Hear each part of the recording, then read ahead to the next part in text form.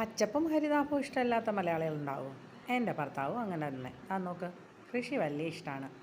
ചെറിയ വാഴക്കുലകളും തെങ്ങും മാവും കവുങ്ങൊക്കെയാണ് വെച്ചത്. വാഴക്കുലകളൊക്കെ സക്സസ് ആയി. ഓരോന്നും നല്ല രീതിയിൽ വിളവെടുത്ത് വെച്ചിട്ടുണ്ട്. ഓരോ സമയത്താണ് എടുക്കണം കേട്ടോ. ഇത് ഇഞ്ചി, എൻ്റെ പിറകിൽ കാണുന്നത് മഞ്ഞളാട്ടോ. നമ്മുടെ മുൻവശത്ത് തന്നെ ആ ഉള്ള സ്ഥലം അങ്ങനെ ഉപയോഗപ്പെടുത്തുകയാണ്. ഇനി അതിൻ്റെ മൂട്ടിലിരുന്ന് ഫോട്ടോ എടുക്കാമെന്ന് പറഞ്ഞാൽ ഭയങ്കര ഇഷ്ടമുള്ള സംഭവം. അതിനുശേഷം പിറകുവശത്ത് അവിടെയും ജാതിമരം, വാഴ, ചാമ്പ, തെങ്ങ് ഇത്യാദികളാണുള്ളത്. അവിടെ നിന്നും വെട്ടിയെടുക്കും. ഓരോ കൊലകളും ഫോട്ടോ എടുത്ത് വെക്കും കേട്ടോ. ഇതിൻ്റെ വലിപ്പം കൂടുന്നത് കാണുമ്പോൾ ഒരു സന്തോഷം. ചെറുതിൽ നിന്ന് വലുതായില്ലേ. ഇനി ഞങ്ങളുടെ മരച്ചീനി നമ്മുടെ ഫ്രണ്ടില്ല, അകത്തധികം സ്ഥലമില്ലല്ലോ, അപ്പോൾ മുൻവശത്തുള്ളതാണ്. തൗഫീക്കൂട്ടനാണ് മാഷിനെ സഹായിക്കുന്നത്. അതിൻ്റെ ഒരു 4 മൂട് വേറെ എടുത്തിട്ടുണ്ടായിരുന്നു. ഇത് ലാസ്റ്റ് ഉണ്ടായിരുന്ന ഒരെണ്ണമാണ്. അതാണ് ഇപ്പോൾ എടുത്തിരിക്കുന്നത്. നന്നായി വിളവുണ്ട്. അതിൽ നല്ല വെണ്ണ പോലെ ഉടയുന്ന കപ്പയായിരുന്നു. എന്താ ടേസ്റ്റ്! എല്ലാവർക്കും കൊടുത്തു. അതിൻ്റെ അകത്തു നിന്നുള്ളത് കുട്ടികൾക്കൊക്കെ, എൻ്റെ ക്ലാസ്സിന് വരുന്നൊക്കെ കുട്ടികൾക്കും കൊടുത്തു വിട്ടു. വീട്ടിൽ ആ കാണുന്ന തൊട്ടയൽപ്പക്കത്തുള്ള എല്ലാവർക്കും ഒക്കെ മാമായും മാമിയൊക്കെ തന്നെയാണ്. അവർക്കൊക്കെ കൊടുത്തു വിട്ടു. വീടുകളിലും ഒക്കെ കൊടുത്തു വിടാനുണ്ടായിരുന്നു. ആ അപ്പുറത്തേക്കുള്ള മൂടുകളും ഒക്കെ എടുത്തിട്ടുണ്ടായിരുന്നു. നല്ല കായ്ഫലം കിട്ടുമ്പോൾ ഒരു സന്തോഷമല്ലേ. മാഷിന് ഇതൊക്കെ കാണുമ്പോൾ ഭയങ്കര ഇഷ്ടമാണ്. ഇത് നമ്മുടെ ഇഞ്ചിയാട്ടോ. ആ കണ്ട ഇഞ്ചി വിളവെടുത്തു. അതിൻ്റെ സന്തോഷം ഭയങ്കരമാണ്. നിറച്ച് കയ്യിൽ വെച്ചിട്ടിങ്ങനെ സന്തോഷിച്ചിരിക്കുകയാണ്.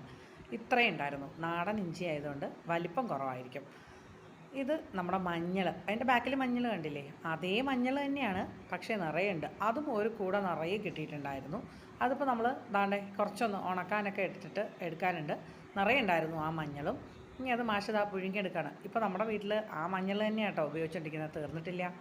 ഇനി തന്നോളം പോകുന്ന കൊല, അയ്യോ എന്തൊരു സന്തോഷമായിരുന്നെന്നറിയോ. അത് പൊക്കാനൊന്നും പറ്റില്ല, 2 പേരുടെ സഹായം വേണ്ടി വന്നു. ഇനി ഈ 2026 മാങ്ങയുടെ വിളവെടുപ്പാണ് കാണുന്നത്. ഫ്രണ്ടിലുള്ള മാവ് തന്നെയാണ്, ഒരു ചെറിയ മാവാണ്, വലുതായിട്ട് വലിപ്പമൊന്നുമില്ല, ചെറുതാണ്. നേക്കൂട്ടം വീട് എടുത്ത് കൊടുക്കുന്നുണ്ടേ, അതിലാണ് എടുക്കുന്നത്. ഒരു 19ഓളം മാങ്ങ ഉണ്ടാവും എന്ന് ചോദിച്ചാൽ ഉണ്ട്, അത്രയേ ഉള്ളൂ. ചെറുതും വലുതുമായിട്ട്. ഒത്തിരി വലിപ്പമുള്ള മാങ്ങകളല്ല, ഒരു മീഡിയം സൈസ്. മാഷിന് ഇത് വലിയ ഇഷ്ടമാണ്. കാരണം വേറൊരാളിത് തൊടാനും പാടില്ല, വേറൊരാളിതിന്ന് തൊട്ട് ഒരു മാങ്ങ പറിക്കാൻ പോലും പാടില്ല. എന്നിട്ടും എൻ്റെ അമ്മ 2-3 കറിക്ക് പറിച്ചെടുത്തിരുന്നു. നല്ല പുളിയാട്ടോ, പക്ഷെ പഴുത്ത് കഴിഞ്ഞാൽ എന്തൊരു കൽക്കണ്ട മധുര. ഒറ്റയ്ക്ക് നിന്ന് മുറുക്കി ഇതിങ്ങനെ വലിച്ച് പറിച്ചെടുക്കുക. ഇതോ സൂക്ഷിക്കേണ്ടത് എൻ്റെ ജോലി. എൻ്റെ ട്യൂഷൻ കുട്ടന്മാരും മുഴുവനും ഇതിലേക്ക് നോക്കിയിരിക്കും. ഒറ്റ എണ്ണത്തിന് കൊണ്ടുപോലും ഒരെണ്ണം തൊടാൻ സമ്മതിക്കാതെ കണ്ണിമാങ്ങ ആയിരിക്കുമ്പോൾ മുതലേ ഇങ്ങനെ സംരക്ഷിച്ചെടുത്തിരിക്കുന്നതാണ് ഈ കാണുന്നത് നിങ്ങൾ. ഇതൊക്കെ മാഷ് ഒരബദ്ധം പറ്റിയിട്ടുണ്ട്. ഇതിങ്ങനെ പുല്ലിലല്ലേ പറിച്ചിട്ട്, കുറച്ച് കഴിഞ്ഞിട്ട് അതിൻ്റെ കറ പോട്ടേന്ന് വെച്ചിട്ട് മാഷ് ആ കോൺക്രീറ്റിലേക്ക് എടുത്തിട്ടു. മൊത്തം ആ വെച്ച ഭാഗം അങ്ങനെ പൊള്ളിയിട്ടുണ്ടായിരുന്നു. അതോടെ ഒരു സൈഡ് വെച്ചിട്ടാണ് പിന്നെ ഞങ്ങൾ ആ മാങ്ങയൊക്കെ എടുത്തത്. നന്നായിട്ടുണ്ടായിരുന്നു മാവ്. ഈ വർഷത്തതാണ്. ഇനി കഴിഞ്ഞ വർഷത്തെ ആ മാങ്ങയുടെ 2025 വിളവെടുപ്പാണ് ഈ കാണുന്നത്. കുറച്ചുകൂടെ വലിപ്പമുള്ള മാങ്ങകളല്ലേ നിങ്ങൾ കാണുന്നത്. ഇപ്പോൾ കണ്ടതിൽ കുറച്ച് ചെറുതുണ്ടായിരുന്നു. ഇത് കുറച്ചുകൂടെ വലിപ്പമുണ്ട്. ഇത് നിറയെ ഒരു 10-40 ഉണ്ടായിരുന്നുള്ളൂ. പക്ഷേ നന്നായിട്ടുണ്ടായിരുന്നു. ഇതിന് നല്ല മധുരം. ഈ വർഷത്തെ അപേക്ഷിച്ച് എനിക്ക് തോന്നി കഴിഞ്ഞ വർഷത്തെ മാങ്ങയ്ക്ക് നല്ല മധുരമായിരുന്നു.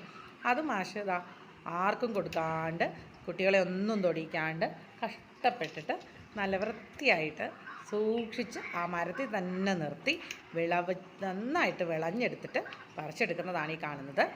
ഇഷ്ടമുള്ളൊരു ജോലിയാണ്. ഈ മാവ് ഇങ്ങനെ സംരക്ഷിക്കുക, മാങ്ങയൊക്കെ ഇങ്ങനെ നുള്ളി പറക്കിയെടുത്ത് സൂക്ഷിച്ച് വെക്കുക, പഴുപ്പിച്ചിങ്ങനെ കാറി കസേരയിൽ നിന്ന് കഴിക്കുക. എന്താ സന്തോഷം അല്ലേ.